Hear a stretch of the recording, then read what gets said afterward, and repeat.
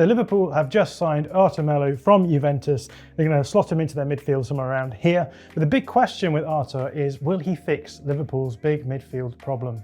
Now, Arthur Melo is an interesting player. He emerged from Brazil. He played for a team called Grêmio in Brazil. I've heard a scout describe him as probably one of the best Brazilian league players that he's ever seen. And his performances in Brazil were good enough to get him a move to Barcelona. From Barcelona, after 2 seasons, he then went to Juventus, and he's had 2 seasons there, and now he's off to Liverpool. So on paper, this looks like a really exciting signing. But there are some caveats to have in mind when we think about him, because so much of what happens to him actually has to do with off-field stuff rather than on-field stuff. So when he moves to Barcelona, he doesn't really fit in under Ernesto Valverde, who's the manager there. And then he's involved in this famous swap deal with Miralem Pjanic from Juventus going the other way. And a lot of people think that that deal was a lot more to do with off-field stuff than on-field stuff.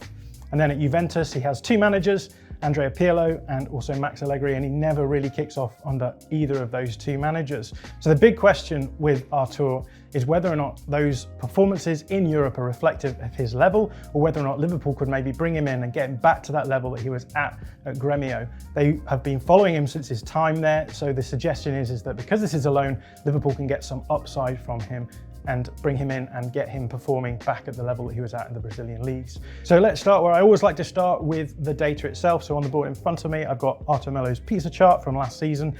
Important to remember at this point that this is a really small sample size, only 906 minutes played last season for Juventus, and actually he was playing as a defensive midfielder according to this profile, so we need to keep that in mind as well. But a few things stand out. As you can see, Arthur Melo is a really good tempo player. He's really good at picking the ball up in midfield and keeping the ball, so got ball retention ability, very high on that. Link-up play volume as well, as you might expect from elite sides like Barcelona and Juventus. And also carry and dribble volume, really impressive here too, so he's picking the ball up and moving it. Interestingly, progressive passing a little bit further down here, which we'll come on to talk to you in a little while. But when you actually go over to the attacking side of the pizza chart here, these blue segments here, actually doesn't look like he's generating a huge amount of production for his team. So would that be an issue for Liverpool? Well, the best thing to do is to compare him with Thiago Alcantara, who is the player who he is coming in as a backup player for. Again, if we look at the possession side of the pizza chart, we can see that the ball retention link-up play is reflected in Thiago's pizza chart as well. Interestingly enough, his progressive passing is up compared to Arthur, but his carry and dribble volume are down. So Liverpool have clearly identified a player who can do some of the things that Thiago does, but he also has other skills and qualities as well. But again, if we look at the attacking segment of the pizza chart over here, we can see that there's not a huge amount of production coming from Thiago himself. So it's not the case that Liverpool are looking for a midfielder who's going to be directly productive. He's not going to be generating assists and XG just through his ball carrying or his progressive passing. This is about having a player in the middle of the park who can control tempo, who can help them progress the ball down the field, but in terms of the actual direct creation, that's not important as well. One final thing to just point out, the red area here, we know that Thiago plays for Liverpool. We would probably put this down to what we would call team effect, so the impact that playing for a specific team will have on his data. And as we can see, Thiago is putting up a huge amount of defensive numbers here, less so from Arthur, and there have been questions raised about his ability to be athletic, and that itself will raise questions about whether or not Arthur can actually fit into a really intense system like Liverpool play. So let's go to the board and see how Arthur is going to fit into this system. So this is Liverpool's famous 4-3-3, but actually to start off with, we should look off the field, because one of the reasons why Arthur has been brought in is because Liverpool have a bit of an injury crisis at the moment. So over on the side here, I've listed all the players who have got injury crises, or older players could have issues with their fitness. So Naby Keita, Oxlade-Chamberlain, Henderson, all injured at the moment. James Milner, as we know, 36 years old, so likely to get tired and needs to be taken into account. And then down here, we've got a couple of players who are younger. So we've got Curtis Jones, we've got Fabio Carvalho. Those are not players who you might necessarily want to throw in immediately. So part of the reason why Arthur has been brought in is because Liverpool have this problem with their midfield. They need to make sure that they've got options there. So how is Arthur going to fit into this team? Well, we've talked a lot about how Jurgen Klopp's midfield have developed during his time at Liverpool. It used to be the case that they would play really high, aggressive, gegenpressing football, but as time wore on, they realised they needed to control games more, and so they brought in Thiago Alcantara to actually help them control the ball a little bit better so that they weren't just facing turnovers all the time. And through time, what we've seen actually is Liverpool in possession look closer and closer to something like a 4-2-4. So In this iteration, your defensive midfielder pushes up alongside one of the 8s, and then the other 8 then will push forward into this area here and form something of a front 4 here. And with Thiago, what we've seen is that he loves to inhabit this half space here. We call this the half space. And what happens is that he's able to get on the ball if teams are deep lying. So let's put a few defenders on here. Let's say that teams are lying really deep in the box and Liverpool aren't able to break through.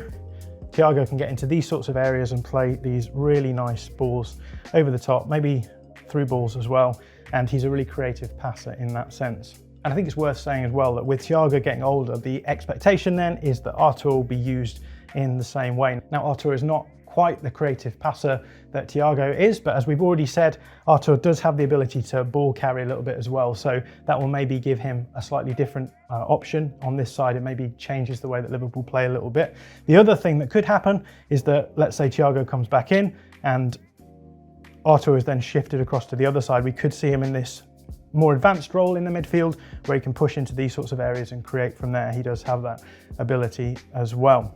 But if Thiago isn't playing, it's not just the creative passing side of the game that's important, but also the tempo side of the game. So we've already talked about how Liverpool changed the way that they were playing. They want to be able to hold the ball for longer because if the opposition gets the ball, they can turn it over and counter-attack on them. So a big part of Thiago's impact at Liverpool was his ability to slow the play down and help them build up. And that is something that Arthur is going to do as well. But it's not just in terms of the in-possession stuff that we need to think about when it comes to fitting Arthur into this team. It's the out-of-possession stuff as well. And as we know, Jurgen Klopp has made a really intense off-ball system for Liverpool. And if a player can't fit into that system, then there could be problems. So let's just have a little bit of a think about Liverpool's high press. So when the opposition have the ball, what Liverpool will be doing is they actually sit off a little bit. They allow the opposition to pass the ball around and they try and invite these sort of tempting passes into the midfield area where once the pass is made, then this press can fall on the ball and turn the ball over, and then hopefully you can generate a counter-attacking moment yourself. That's gegenpressing, counter-pressing, generating chances through your pressing. But actually something that we've seen more recently from Liverpool is that where usually you would have your wide players out on the fullbacks, Liverpool aren't doing that so much. And I think that's partly because they have such aggressive fullbacks. They want to make sure that their wide players are offering defensive support for their fullbacks here, so dropping a little bit deeper. So what we see is that when the ball is passed to the fullback, rather than the wide player pushing forward to press them, we're actually seeing the centre midfielder pressing onto them. Sometimes even when the ball is at the centre back as well, we'll see particularly Jordan Henderson just pushing right up here. That allows the wide players to stay a little bit deeper and give a little bit more cover in the wide areas. And we see that happening on the other side too. So we've seen the examples of Thiago being able to push up and press the near-sided fullback in these sorts of situations. So this is going to be a role in which Arthur is expected to do a lot of off-ball stuff too. Now, Thiago Alcantara, we don't necessarily think of as being a good off-ball player. And as we saw from his data in this Liverpool side, he can do that. So the hope will be that Arthur will be able to do that as well. But it is worth keeping that in mind as well. So the transfer of Arthur Melo to Liverpool may seem a little bit risky on paper given his career so far, but Liverpool's recruitment department will be thinking that if they can get him playing to the level that they've seen him play in the past, then they've really pulled this one out of the bag. If you like this video, please consider subscribing to the channel. The Athletic is home to some of the world's best sports journalists, including David Ornstein, Daniel Taylor, Ollie Kay, Amy Lawrence and Rafa Honigstein. There are journalists dedicated to each Premier League team, so every fan gets the coverage they deserve, not just the big clubs. And you can try it for free now for 30 days. See the link in the description.